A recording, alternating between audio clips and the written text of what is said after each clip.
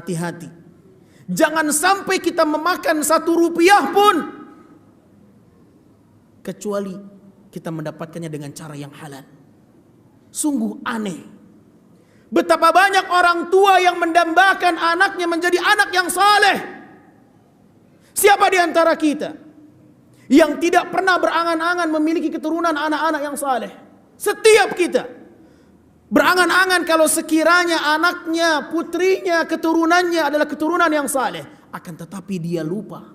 Dia memberikan harta yang haram. Dia menafkahi keluarganya dengan nafkah yang haram. Apakah mereka mendambakan kebaikan tapi dengan cara yang haram? Mereka lupa jalur mana yang harus dia tempuh. Hati-hati ma'asyal muslimin dengan kezaliman. Karena kezaliman akan membinasakan manusia. Jangan pernah mengambil milik orang lain walaupun sedikit. Jangan pernah kita mengambil harta tanah orang lain. Sering kita dengar tanah ini diserobot. Tanah si fulan diambil, diserobot oleh orang lain. Dan pihak-pihak terkait pun mendukung kezaliman itu. Subhanallah. Padahal dia tahu siapa pemilik tanah ini yang sebenarnya. Akan tetapi karena tuntutan harta. Akan tetapi karena tuntutan harta, pihak-pihak terkait justru dia siap memasang badan untuk membela orang yang salah karena dia tahu tuntutannya adalah harta. Yang akan dia dapatkan adalah harta. Hati-hati ma'asyar muslimin. Jangan tolong menolong dalam kezaliman karena Anda akan mendapatkan balasan yang sama. Anda akan mendapatkan azab yang sama. Dengarkan, Nabi SAW mengatakan di dalam sebuah hadis yang diriwayatkan oleh Imam Al-Bukhari dan Imam Muslim.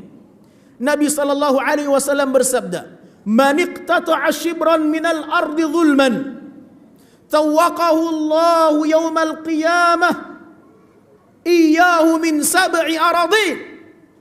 Kata Nabi SAW, barang siapa yang mengambil 1 jengkal tanah dengan cara yang zalim milik orang lain, maka di hari kiamat nanti Allah akan timpakan 7 lapis bumi di atas pundaknya. Barang siapa yang mengambil 1 jengkal tanah secara zalim, dia mengambil milik orang lain, dia menyerobot tanah orang lain, Allah akan timpakan di atas pundaknya 7 lapis bumi. Bagaimana kalau sekiranya dia mengambil 2 jengkal? Bagaimana kalau dia mengambil 3 jengkal? Itu tidak lagi main. Permainan orang sekarang 1 hektar.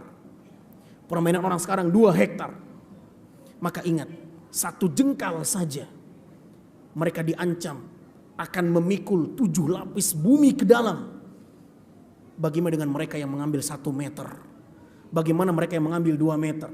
Bagaimana mereka yang mengambil 1 hektar dan seterusnya? Dia akan memikul 7 lapis bumi di pundaknya. Itulah ancaman mereka yang mengambil tanah milik orang lain. Ingat ma'asyar muslimin, kezaliman apapun, sekecil apapun kezaliman itu akan membinasakan seseorang.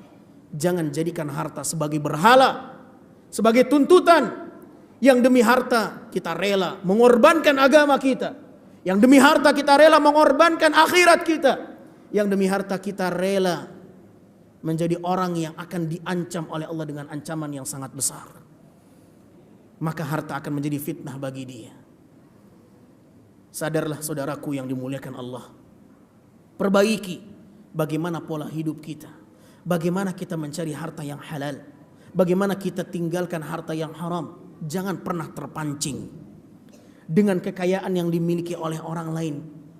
Akan tetapi jadikan cara yang halal sebagai orientasi kita mencari keridhaan Allah Subhanahu wa taala.